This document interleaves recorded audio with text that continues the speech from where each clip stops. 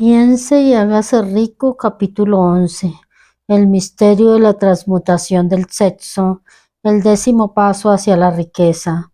El significado de la palabra transmutar es, en lenguaje sencillo, el cambio o transferencia de un elemento o forma de energía en otro. La emoción del sexo produce un cierto estado mental. Debido a la ignorancia que se tiene sobre el tema, este estado mental suele asociarse con el físico, y debido a la influencia incorrecta a las que la mayoría de las personas han estado sometidas en el proceso de adquisición de conocimiento sobre el sexo, han dejado bastante de lado los aspectos mentales.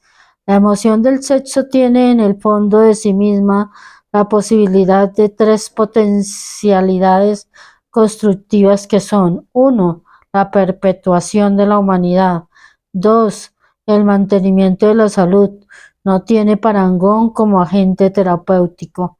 3. La transformación de la mediocridad en genio a través de la transmutación. La transmutación del sexo es fácil y sencilla de explicar. Significa el cambio de la mente desde pensamientos de expresión física a pensamientos de alguna otra naturaleza. El deseo sexual es el más poderoso de los deseos humanos. Cuando los hombres se ven impulsados por él, desarrollan agudeza de imaginación, valor, fuerza de voluntad, perseverancia y habilidad creativa desconocidos para ellos en otras ocasiones. El deseo del contacto sexual es tan fuerte e impulsor que los hombres llegan a arriesgar su propia vida y su reputación para calmarlo. Esta fuerza motivadora, cuando es controlada y dirigida hacia otras líneas, conserva todos sus atributos de agudeza, de imaginación, valor, etc., que pueden ser utilizados entonces como poderosas fuerzas creativas en la literatura, en el arte o en cualquier profesión o empresa, incluyendo desde luego la acumulación de riquezas. La transmutación de la energía sexual exige el ejercicio de la fuerza de voluntad, pero vale la pena hacer el esfuerzo a cambio de la recompensa. El deseo de expresión sexual es innato y natural. Ese deseo no puede ni debe ser sumergido ni eliminado, pero debe proporcionársele una vía de salida a través de formas de expresión que enriquezcan el cuerpo, la mente y el espíritu del hombre. Si no se le proporciona esa vía de salida por medio de la transmutación, buscará vías de salida mediante canales puramente físicos. Si se controla el agua de un río durante un tiempo, es posible construir una presa, pero en último término el río buscará una salida. Lo mismo puede decirse de la emoción del sexo. Puede quedar sumergida y ser controlada durante un tiempo, pero su propia naturaleza hace que ande siempre a la búsqueda de medios de expresión. Si no se transforma en algún otro esfuerzo creativo, encontrará una vía de salida mucho menos valiosa. Relación de realización en naturalezas sexuales altamente desarrolladas. La persona que ha descubierto cómo proporcionar la emoción sexual una vía de salida a través de alguna forma de esfuerzo creativo puede considerarse muy afortunada. La investigación científica ha puesto de manifiesto los siguientes hechos significativos. 1. Los hombres que han alcanzado mayores logros son aquellos que han desarrollado elevadas naturalezas sexuales, hombres que han aprendido el arte de la transmutación sexual. 2. Los hombres que han acumulado grandes fortunas y alcanzado un reconocimiento destacado en la literatura, el arte, la industria, la arquitectura y las profesiones, fueron motivados por la influencia de una mujer. La investigación a partir de la cual se hicieron estos descubrimientos se basó en páginas de biografía e historia de más de 2000 años. Cada vez que se encontraban pruebas en relación con las vidas de hombres y mujeres que habían alcanzado grandes logros, estas indicaban de un modo muy convincente que las personas poseían naturalezas sexuales muy desarrolladas. La emoción del sexo es una fuerza irresistible contra la cual no se puede haber una oposición como la de un cuerpo inamovible, y cuando se ven impulsados por esta emoción, los hombres se hallan dotados de un superpoder para la acción. Una vez usted haya comprendido esta verdad, habrá captado el significado de la afirmación según la cual la transmutación sexual contiene el secreto de la habilidad creativa. Destruye las glándulas sexuales, ya sea en el hombre o en el animal tradicional, y habrá eliminado la mayor fuente de acción. Como prueba de ello, observen lo que sucede con cualquier animal que haya sido castrado. Después de haber sido sexualmente alterado, un toro bravo se convierte en un animal tan dócil como una vaca. La alteración sexual le priva al macho, ya sea hombre o bestia, de toda la capacidad de lucha que lleva por dentro. La alteración sexual de la hembra tiene el mismo efecto. Los 10 estímulos de la mente. La mente humana responde a estímulos por medio de los cuales puede ser excitada para alcanzar elevados grados de vibración, conocidos como entusiasmo, imaginación creativa, deseo intenso, etc. Los estímulos a los que la mente responde con mayor libertad son: 1. El deseo de expresión sexual. 2. El amor. 3. Un deseo ardiente de alcanzar fama, poder o ganancias financieras, dinero. 4. Música. 5. Amistad entre personas del mismo sexo o con las del sexo opuesto. 6. Una alianza de mastermind basada en la armonía de dos personas o más que se alían entre sí para el progreso espiritual o temporal. 7. El sufrimiento mutuo como el experimentado por personas que se ven perseguidas. 8. Autosugestión. 9. Temor. 10. Narcóticos y alcohol. El deseo de expresión sexual se encuentra a la cabeza de la lista de estímulos por ser el que con mayor efectividad eleva la mente e iniciar el giro de las ruedas de la acción física.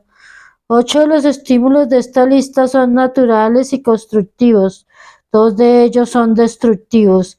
Esta lista se ha presentado aquí con el propósito de permitir que usted efectúe un estudio comparativo de las grandes fuentes de la estimulación mental. A partir de ese estudio verá con facilidad que la emoción del sexo es, con mucha ventaja, el más intenso y poderoso de todos los estímulos mentales. Algún sabiondo dijo que un genio es un hombre que lleva el cabello largo, come con descuido, vive solo y sirve de objetivo para quienes hacen los chistes. Una definición mucho mejor de un genio es un hombre que ha descubierto cómo incrementar la intensidad del pensamiento hasta el punto de poder comunicarse libremente con fuentes de conocimiento no disponibles a través de la proporción ordinaria del pensamiento. Cualquier persona que piense querrá hacer más preguntas referentes a esta definición de lo que es un genio. La primera pregunta a plantear sería: ¿cómo puede uno comunicarse con las fuentes del conocimiento que no estén disponibles a través del pensamiento ordinario? La siguiente pregunta sería: ¿hay fuentes de conocimiento conocidas que solo estén disponibles para los genios? Y en tal caso, ¿cuáles son esas fuentes y cómo se las puede alcanzar exactamente? Aportaremos pruebas que usted podrá utilizar como evidencia a través de la experimentación propia, y al hacerlo así también contestaremos a estas dos preguntas. El genio se desarrolla a través del sexto sentido. La realidad de la existencia del sexto sentido ha sido bastante bien establecida ya. Este sexto sentido es la imaginación creativa. La facultad de la imaginación creativa es algo que la mayoría de la gente no utiliza nunca a lo largo de su vida, y si lo hace suele sucederles por mero accidente. Un número de personas relativamente pequeño utiliza la facultad de la imaginación creativa con deliberación y propósito premeditado. Quienes utilizan esta facultad voluntariamente y quienes comprenden sus funciones son genios. La facultad de la imaginación creativa es el vínculo directo de unión entre la mente finita del hombre y la inteligencia infinita. Todas las denominadas revelaciones a las que uno se refiere en el ámbito de la religión y todos los descubrimientos de principios básicos o nuevos en el campo de la invención se producen por medio de la facultad de la imaginación creativa. ¿De dónde surgen los presentimientos? Cuando en la mente de una persona surgen ideas o conceptos a través de lo que popularmente se denomina un presentimiento o intuición, estos proceden de una o más de las siguientes fuentes. 1. La inteligencia infinita. 2. El propio subconsciente, donde se halla almacenada toda impresión sensorial y todo impulso del pensamiento que ha llegado alguna vez al cerebro a través de cualquiera de los 5 sentidos. 3. De la mente de alguna otra persona que acaba de expresar el pensamiento o que esboza o describe la idea o concepto a través del pensamiento consciente. 4. Del almacén subconsciente de la otra persona. No existen otras fuentes conocidas de las que se pueden recibir ideas inspiradas o presentimientos. Cuando la acción del cerebro ha sido estimulada por medio de uno o más de los 10 estímulos mentales, esa acción tiene el efecto de elevar al individuo muy por encima del horizonte del pensamiento ordinario y le permite vislumbrar distancia, perspectiva y calidad de pensamientos no disponibles en el plano inferior, como los que se producen cuando uno se halla enfrascado en la solución de los problemas de la rutina empresarial y profesional.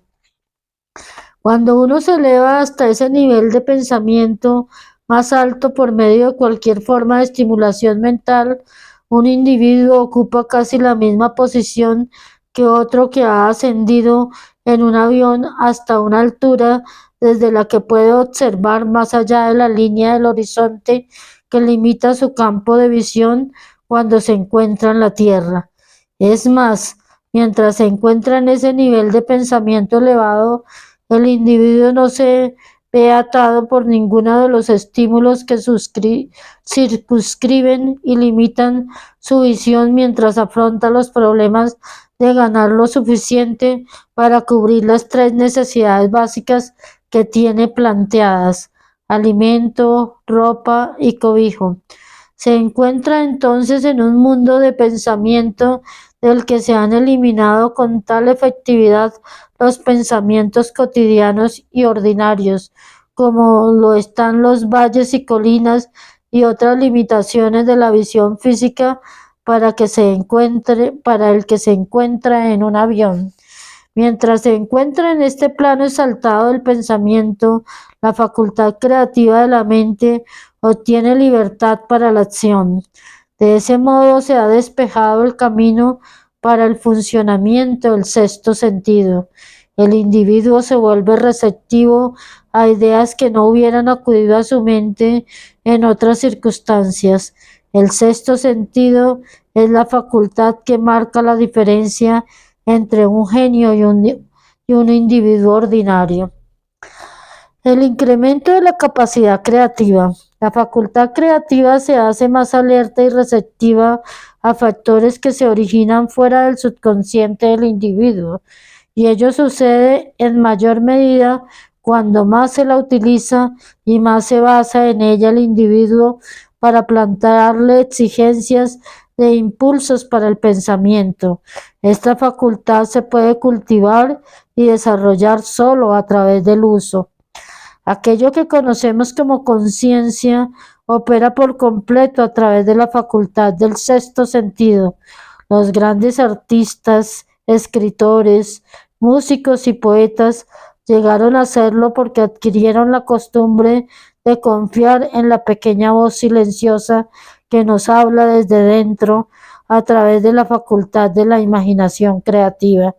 Se trata de un hecho bien conocido por las personas que poseen una imaginación aguda, el que sus mejores ideas proceden de los denominados presentimientos. Hay un gran orador que no alcanza su grandeza hasta que no cierra los ojos y empieza a confiar por completo en la facultad de la imaginación creativa. Cuando se le preguntó por qué cerraba los ojos justo antes del clímax de su oratoria, contestó: lo hago porque entonces hablo a través de las ideas que me llegan desde dentro. Uno de los financieros mejor conocidos y de mayor éxito de Estados Unidos tenía el hábito de cerrar los ojos durante 2 o 3 minutos antes de tomar una decisión. Cuando se le preguntó por qué lo hacía, contestó: con los ojos cerrados soy capaz de usar una fuente de inteligencia superior. ¿Cómo un inventor alcanzó sus mejores ideas?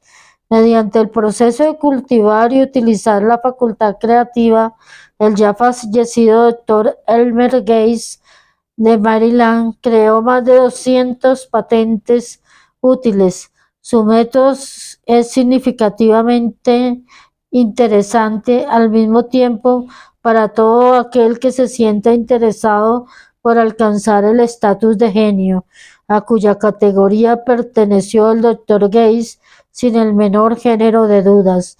El doctor Gates fue uno de los científicos más grandes del mundo, aunque menos conocido por el gran público.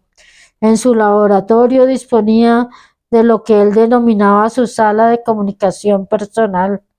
Era una estancia a prueba de ruidos y dispuesta de tal modo que todo destello de luz podía ser eliminado.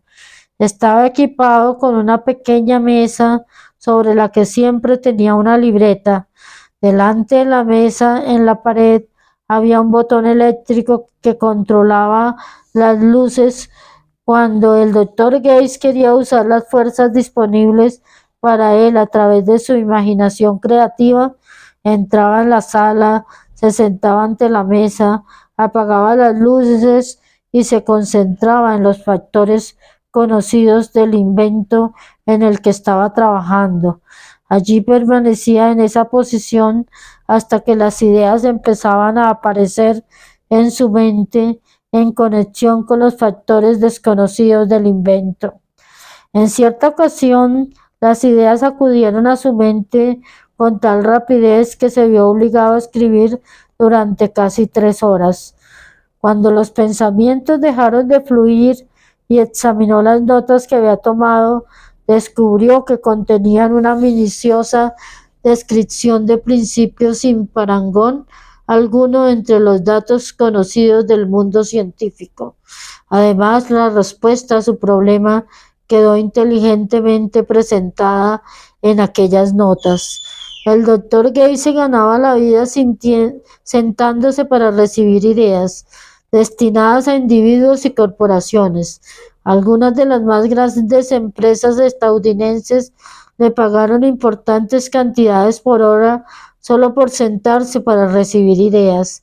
La facultad del razonamiento suele resultar defectuosa porque en buena medida se ve guiada por la experiencia acumulada.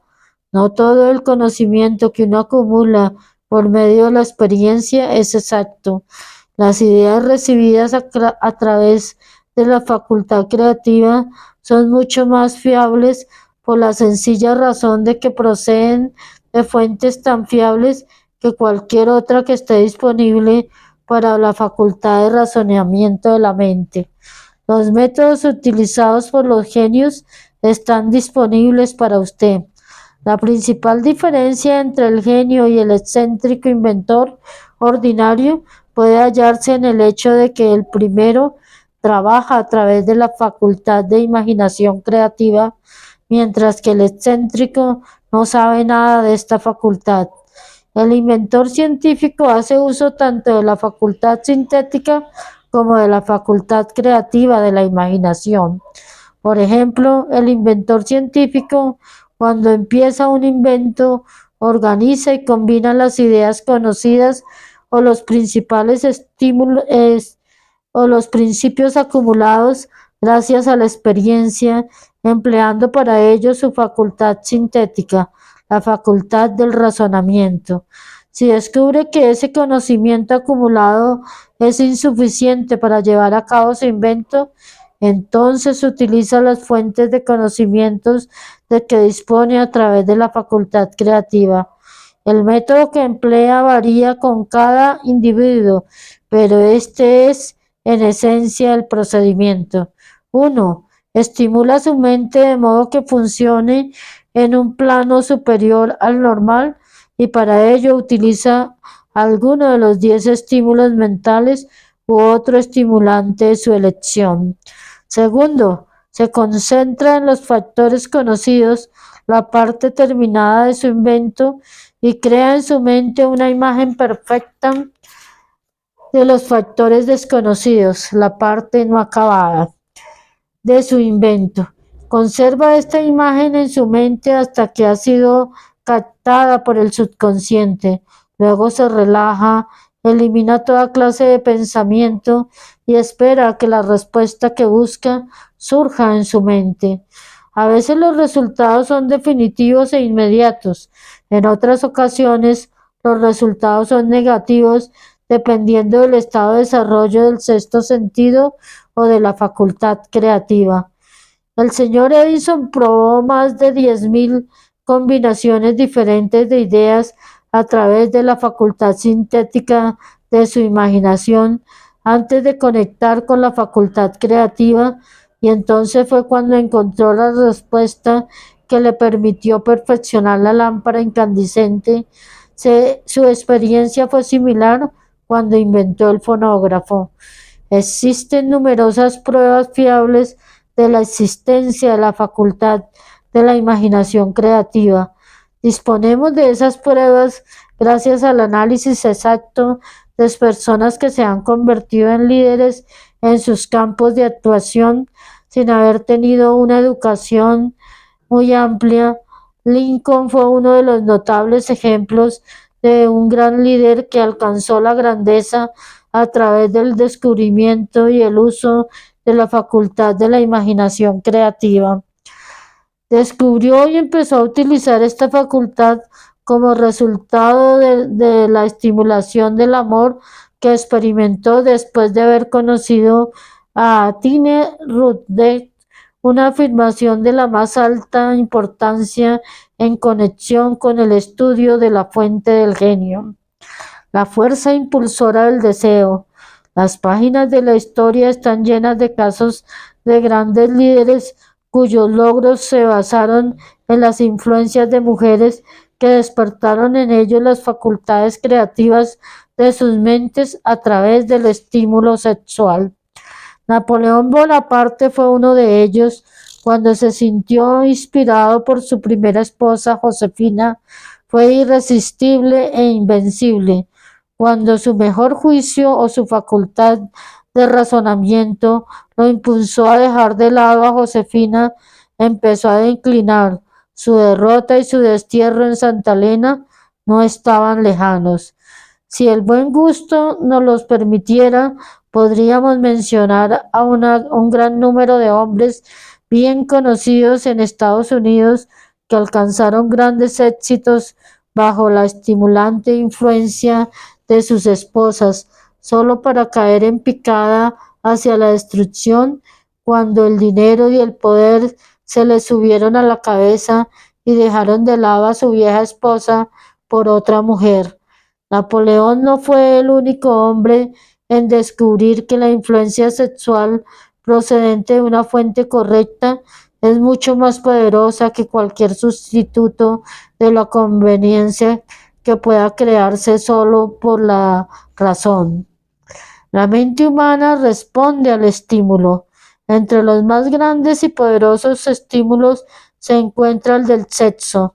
Cuando se desarrolla y se le transmuta, esta fuerza impulsora es capaz de elevar a los hombres a esa alta cota de pensamiento que les permite dominar las fuentes de la preocupación y las pequeñas molestias que se interponen en su camino en el plano inferior. Con el único propósito de refrescar la memoria y en relación con los hechos de que disponemos a partir de las biografías de ciertos hombres, presentamos a continuación los nombres de unos pocos hombres de éxito extraordinario, de cada uno de los cuales se sabe que poseyó una elevada naturaleza sexual. El genio que era indiscutiblemente suyo encontró su fuente de poder en la energía sexual transmutada. George Washington, Thomas Jefferson, Napoleón Bonaparte, William Shakespeare, Abraham Lincoln, Enrico Caruso. El propio conocimiento de que usted disponga acerca de las biografías de los grandes hombres le permitirá engrosar esta lista. Encuentre si puede a un solo hombre en toda la historia de la civilización que alcanzara un éxito extraordinario en cualquier campo y que no se viera impulsado por una naturaleza sexual bien desarrollada.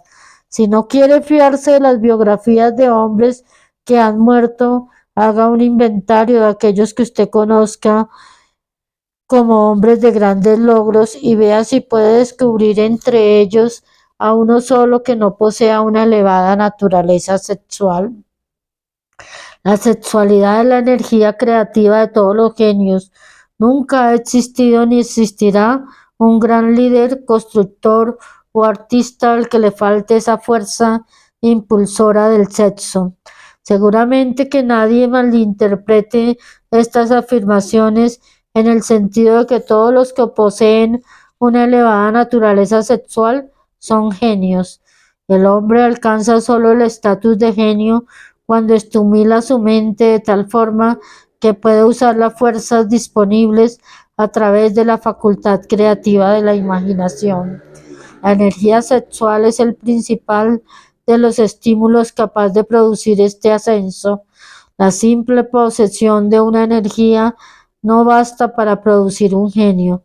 La energía tiene que ser transmutada de un deseo de contacto físico en alguna forma de deseo y acción antes de que le eleve a uno al estado de genio. Lejos de convertirse en genio gracias a unos grandes deseos sexuales, la mayoría de los hombres se degradan a sí mismos con una mala interpretación y utilización de esa fuerza hasta alcanzar el estatus de animales inferiores. ¿Por qué los hombres rara vez alcanzan el éxito antes de los 40? A partir del análisis de más de 25.000 personas, descubrí que los hombres que alcanzan el éxito de una forma destacada raras veces lo hacen antes de cumplir los 40 años y muy a menudo no emprenden su verdadero paso hasta mucho más allá de los 50. Este hecho me resultó tan sorprendente que me impulsó a revisar su causa con mayor cuidado. Este estudio puso de manifiesto el hecho de que la razón principal por la que la gran mayoría de los hombres que tienen éxito no empiezan a alcanzarlo antes de los 40 o de los 50 años es debido a su tendencia a disipar sus energías a través de una excesiva complacencia en la expansión física de la emoción del sexo. La mayoría de los hombres nunca aprende que la urgencia del sexo tiene otras posibilidades que trascienden con mucho en importancia de la simple experiencia física. A la mayoría les viene este descubrimiento después de haber despilfarrado muchos años en un periodo en el que la energía sexual se encuentra en su punto más alto antes de los 45 o los 50 años. Habitualmente a este periodo sigue otro de logros notables. Las vidas de muchos hombres cercanos a los 40 o que ya han dejado atrás refleja una continuada disipación de energías que podría haber sido dirigida con mucho más provecho hacia canales mejores. Extienden de manera alocada sus emociones más exquisitas y poderosas a los cuatro vientos. El deseo de expresión sexual es, con gran diferencia, el más fuerte e impulsor de todas las emociones humanas y por esa misma razón, cuando ese deseo se controla y se transmuta con acción en lugar de en expresión física, puede elevarle a uno hacia la consecución de grandes logros, el mayor de todos los estimulantes de la mente. En la historia no faltan ejemplos de hombres que alcanzaron el estatus de genio como resultado del uso de estimulantes mentales artificiales, ya sea en forma de alcohol o de narcóticos. Edgar Allan Poe escribió El Cuervo cuando se hallaba bajo la influencia del licor, soñando sueños que ningún mortal se atrevió a soñar jamás. James Whitcomb escribió lo mejor de su producción literaria hallándose bajo la influencia del alcohol. Quizás fuera así como viera el ordenado entrelazamiento de lo real y del sueño, el molino por encima del río y la niebla por encima de la corriente. Robert Burns escribió sus mejores páginas estando intoxicado. Por los tiempos de antaño, cariño mío, tomaremos una taza de amabilidad ahora, por los tiempos de antaño. Pero recordemos también que muchos de esos hombres terminaron por destruirse a sí mismos. La naturaleza ha preparado sus propios venenos con los que los hombres se pueden estimular sus mentes para conectar con esos pensamientos exquisitos y raros que proceden nadie sabe de dónde. Jamás se ha encontrado sustituto alguno satisfactorio de los estimulantes naturales. Es un hecho bien conocido por los psicólogos que existe una relación muy estrecha entre los deseos sexuales y las urgencias espirituales, un hecho que explica el comportamiento peculiar de la gente que participa en las orgías como renacimientos religiosos comunes entre los pueblos primitivos. Las emociones humanas son las que gobiernan el mundo y las que establecen el destino de la civilización. La gente se ve influida en sus acciones no por la razón, sino por los sentimientos. Las emociones y no la razón fría son las que ponen en movimiento toda la facultad creativa de la mente. Y la más poderosa de todas las emociones humanas es la del sexo. Hay otros estímulos mentales, algunos de los cuales hemos citado, pero ni uno solo de ellos, ni todos ellos combinados, puede igualar el poder impulsor del sexo. Un estimulante mental es cualquier fuerza que aumente de forma temporal o permanente la intensidad del pensamiento. Los 10 grandes estimulantes descritos con anterioridad son aquellos a los que se recurre con mayor frecuencia. A través de estas fuentes podemos comunicarnos con la inteligencia infinita o penetrar a voluntad en el almacén del subconsciente, y ya sea del propio o del de otra persona, un procedimiento que es todo lo que caracteriza al genio. El almacén del magnetismo personal.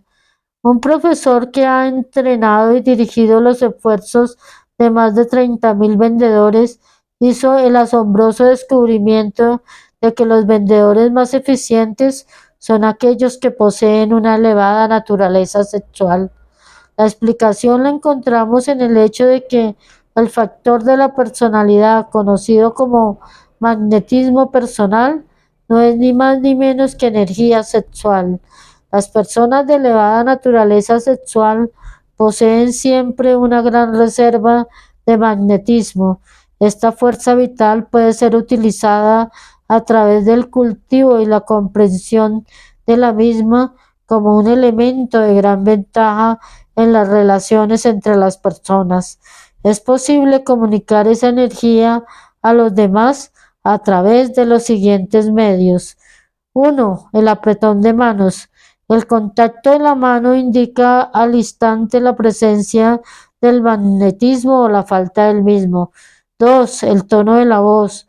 El magnetismo de la energía sexual es el factor capaz de colorear la voz o hacerla musical y encantadora. 3. La postura y porte del cuerpo. Las personas de elevada naturaleza sexual se mueven con energía, gracia y facilidad. 4. Las vibraciones del pensamiento. Las personas de elevada naturaleza sexual mezclan la emoción del sexo con su pensamiento y no pueden hacerlo así a voluntad y de ese modo influyen sobre quienes les rodean. 5. Adorno del cuerpo. Las personas de elevada naturaleza sexual suelen ser muy cuidadosas en cuanto a su apariencia física. Suelen seleccionar ropa de un estilo conveniente para su personalidad, figura, complexión, etc. Cuando contrata a los trabajadores de su sección, el director de ventas más capaz busca como primer requisito de todo vendedor la cualidad del magnetismo personal. Las personas a las que les falta energía sexual nunca llegarán a ser entusiastas ni inspirarán entusiasmo. Y este es uno de los requisitos más importantes de todo vendedor, sin que importe lo que venda. El portavoz público, el orador, el predicador, el abogado y el vendedor al que le falta energía sexual es un pesado en cuanto a su capacidad para influir sobre los demás se refiere. Si a ello se añade el hecho de que la mayoría de la gente solo es influible a través de una apelación a sus emociones, comprenderá usted la importancia de la energía sexual como parte de la habilidad innata de un vendedor.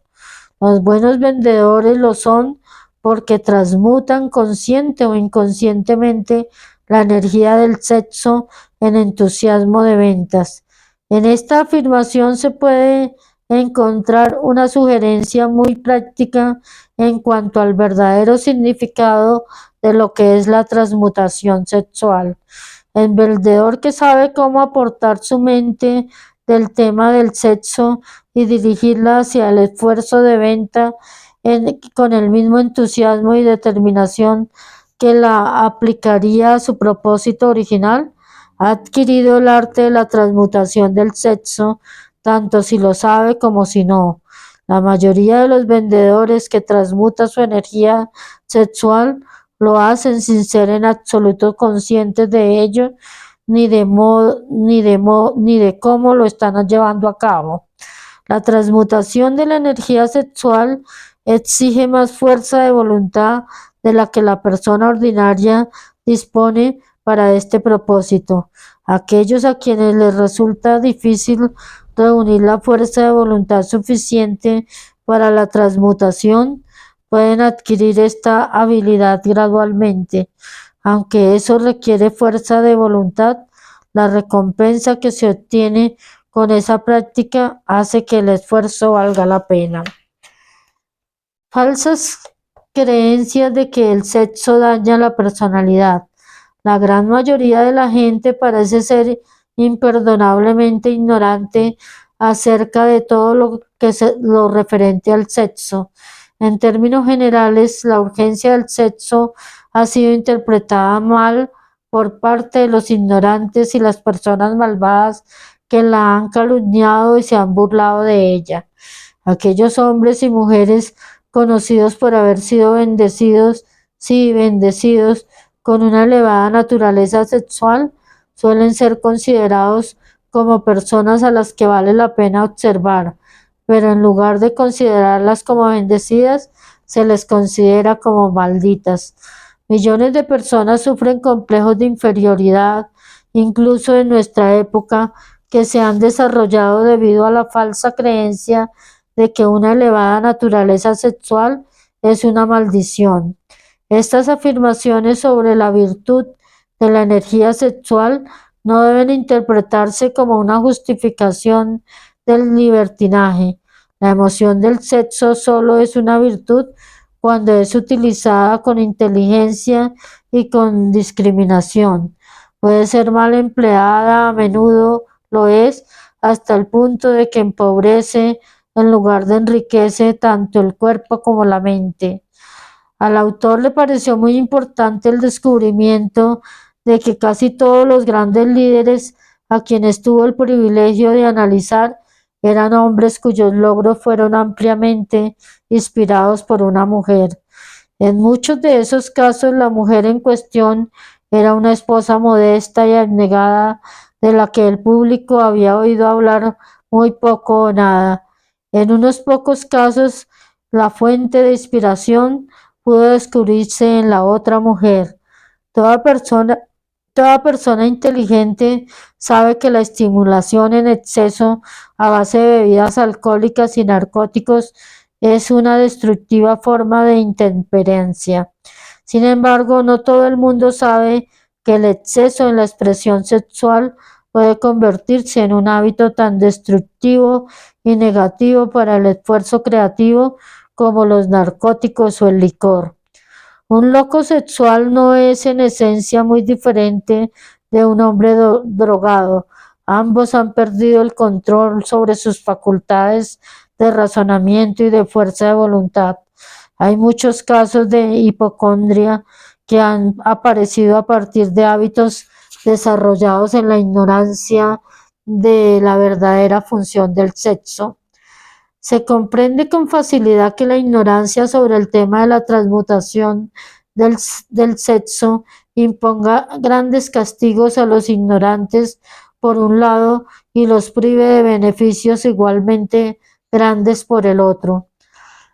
La amplia ignorancia que existe acerca del tema del sexo se debe al hecho de que ese tema se ha visto rodeado por el misterio y por un oscuro silencio.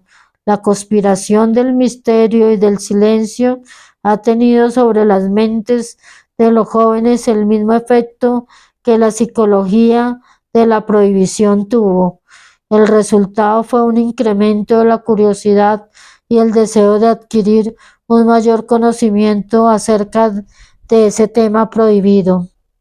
Y la información no ha estado disponible con facilidad para vergüenza de los legisladores y de la mayoría de los médicos que no han entrenado a los mejor cualificados para educar a la juventud acerca de este tema. Los años fructíferos después de los 40. Un individuo raras veces inicia un esfuerzo altamente creativo en un campo determinado antes de la edad de los 40 años. El hombre medio alcanza el periodo de su mayor capacidad para crear entre los 40 y los 60. Estas afirmaciones se basan en análisis de miles de hombres y mujeres que han sido observados con todo cuidado. Deberían ser estimulantes para todos aquellos que no han logrado llegar a donde querían antes de los 40 años, así como para quienes se sienten asustados a medida que se aproxima a los 40 y ya se sienten viejos. Por regla general, los años que median entre los 40 y los 50 suelen ser los más fructíferos. El hombre debería aproximarse a esa edad no con temoroso temblor, sino con esperanza y con expectativa avidez. Si usted desea pruebas de que la mayoría de los hombres no empiezan a realizar su trabajo hasta la edad de los 40 años, estudie los datos de los hombres de mayor éxito y descubrirá esas pruebas. Henry Ford no empezó a lograr grandes cosas hasta que pasó de los 40. Andrew Carnegie ya había cumplido 40 años cuando empezó a cosechar la recompensa de todos sus esfuerzos. Jane Hill aún seguía manejando un telégrafo cuando tenía 40 años y sus estupendos logros los alcanzó después de esa edad. Las biografías de muchos industriales y financieros estadounidenses demuestran que el periodo que media entre los 40 y los 60 es la edad más productiva del hombre. Entre los 30 y los 40, el hombre empieza a aprender, si es que aprende alguna vez, el arte de la transmutación del sexo. Este descubrimiento suele ser accidental y el que lo descubre suele ser totalmente ajeno a su descubrimiento.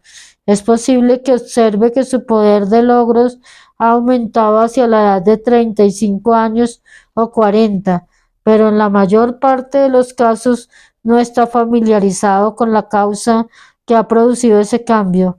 Esa naturaleza empieza a armonizar las emociones del amor y el sexo en el individuo entre los 30 y los 40 años, de tal modo que la persona puede usar esas grandes fuerzas y aplicarlas unidas como estímulos para la acción.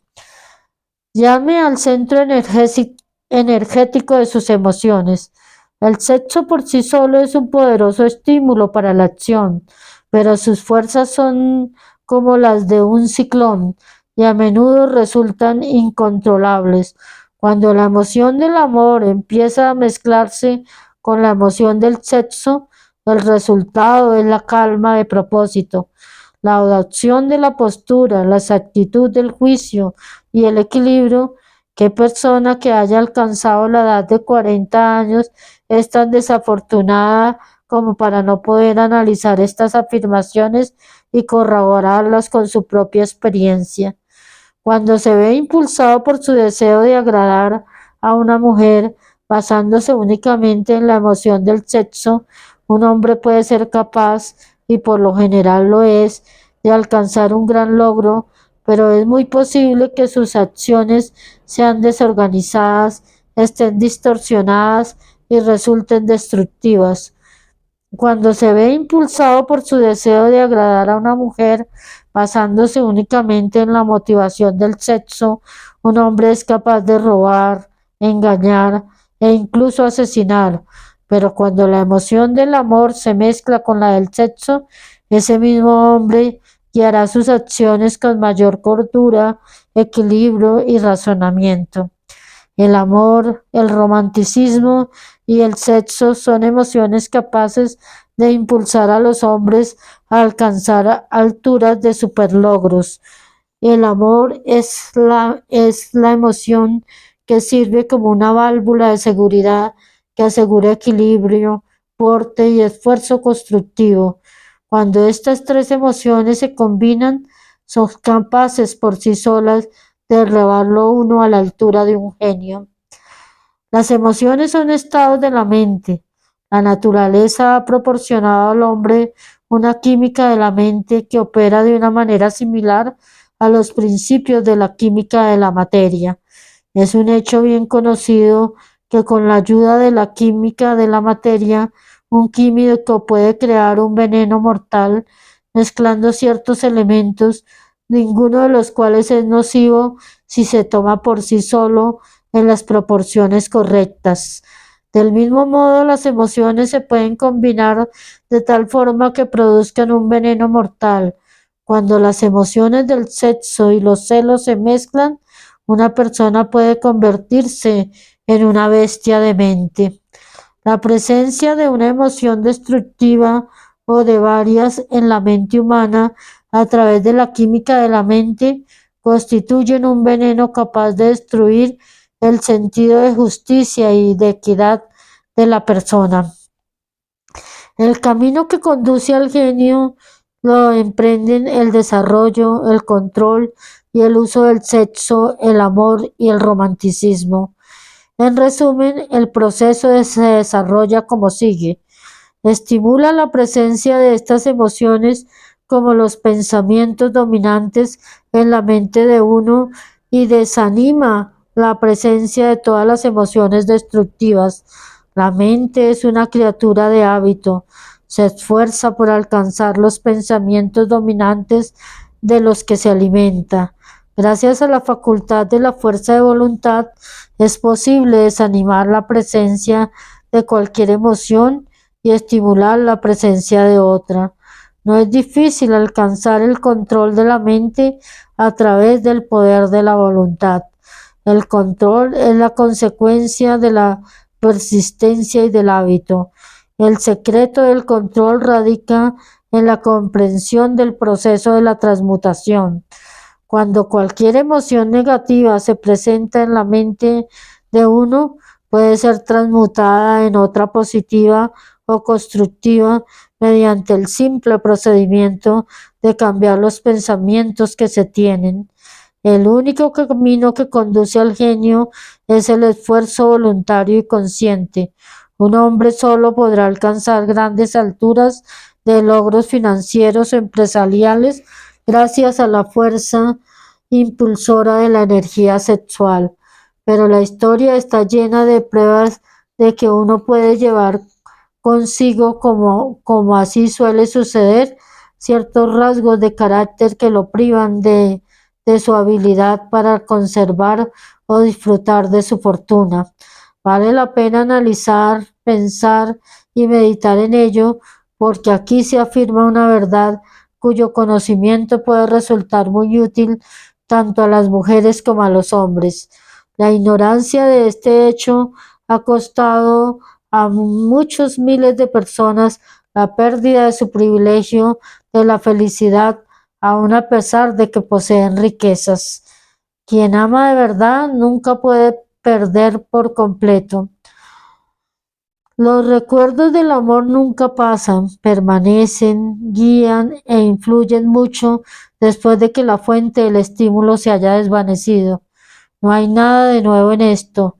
Toda aquella persona que se haya sentido conmovida por un amor genuino sabe que éste deja huellas perdurables en el corazón humano.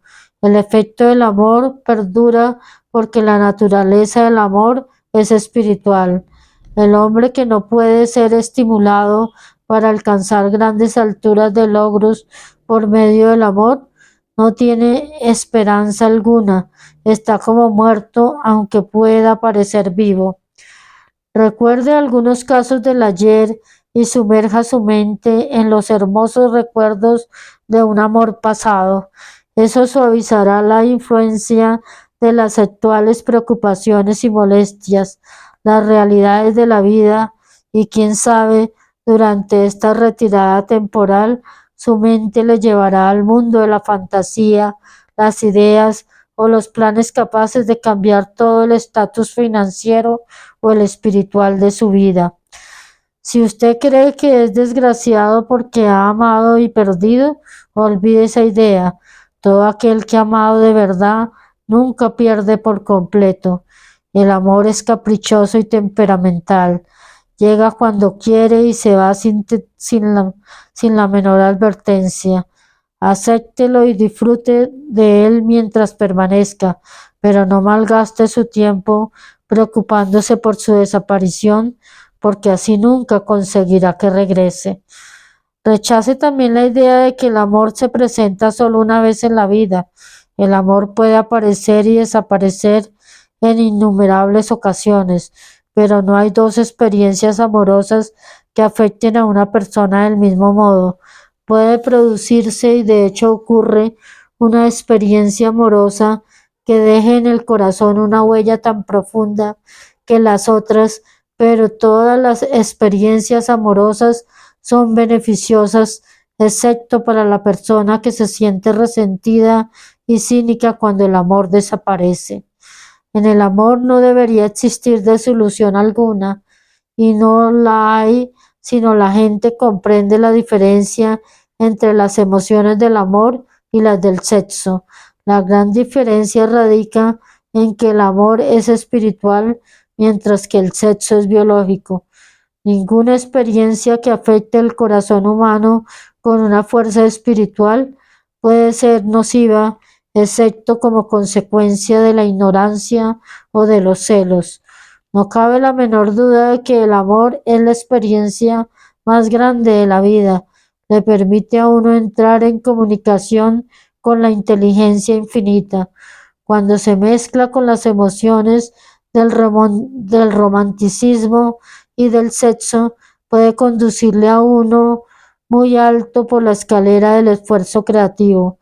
Las emociones del amor, el sexo y el romanticismo son los lados del eterno triángulo del genio con capacidad para lograr y construir. El amor es una emoción con colores, sombras y caras numerosas, pero la más intensa y ardiente de todas las clases del amor es la que se experimenta cuando se mezclan las emociones del amor y del sexo. Los matrimonios que no se ven bendecidos con la afinidad eterna del amor, apropiadamente equilibrada y proporcionada con el sexo, no pueden ser felices y raras veces perduran. El amor por sí solo no proporcionará felicidad en el matrimonio, como tampoco el sexo por sí solo lo hará. Cuando estas dos hermosas emociones se mezclan, el matrimonio puede producir un estado mental cercano al espiritual que se llega a conocer en este plano terrenal. Cuando a las emociones del amor y el sexo se les añade la del romanticismo, se eliminan los obstáculos que se interponen entre la mente finita del hombre y la inteligencia infinita. Entonces un genio ha nacido. Razones por las que la esposa puede elevar o hundir a un hombre. He aquí una interpretación que, si se comprende adecuadamente, aporta armonía al caos que existe en demasiados matrimonios. La falta de armonía, expresada a menudo en forma de discusiones, suele remontarse a una falta de conocimiento sobre el tema del sexo. Allí donde existen el amor, el romanticismo y una adecuada comprensión de la emoción y la función del sexo, no existe falta de armonía entre las parejas. Resulta afortunado el hombre cuya esposa comprende la verdadera relación que existe entre las emociones del amor, el sexo y el romanticismo. Cuando se ve motivado por este santo triunvirato, ninguna forma de trabajo resulta pesada, porque hasta la forma más baja de esfuerzo adquiere la naturaleza de un trabajo hecho por amor. Suele decirse que la esposa de un hombre puede elevarlo o hundirlo, pero no siempre está clara la razón de que esto sea así. La elevación o el hundimiento es el resultado de que la esposa comprenda o no las emociones del amor, el sexo y el romanticismo. Si una esposa permite que su marido pierda interés por ella y se sienta más interesado por otras mujeres, suele ocurrir debido a la ignorancia de ella o a su indiferencia con respecto a los temas del sexo, el amor y el romanticismo. Esta afirmación presupone, desde luego, la existencia previa de un amor genuino entre un hombre y una mujer. Los hechos son igualmente aplicables a un hombre que permita que el interés de su esposa por él muera. Los matrimonios discuten a menudo sobre un montón de trivialidades. Si éstas se analizan con atención, se descubrirá que casi siempre la verdadera causa del problema se halla en la indiferencia o la ignorancia acerca de todos estos temas. La inutilidad de las riquezas sin mujeres. La mayor fuerza motivadora del hombre es su deseo de agradar a la mujer. El cazador destacado en los tiempos prehistóricos, antes del inicio de la civilización, destacó en su tarea debido a su deseo de aparecer grande ante los ojos de una mujer. La naturaleza del hombre no ha cambiado nada en este aspecto. El cazador de hoy en día no vuelve a casa con pieles de animales salvajes, sino que indica su deseo de obtener el favor de una mujer, suministrándole ropas exquisitas, automóviles y riqueza. El hombre experimenta el mismo deseo por agradar a la mujer que experimentaba antes de los albores de la civilización.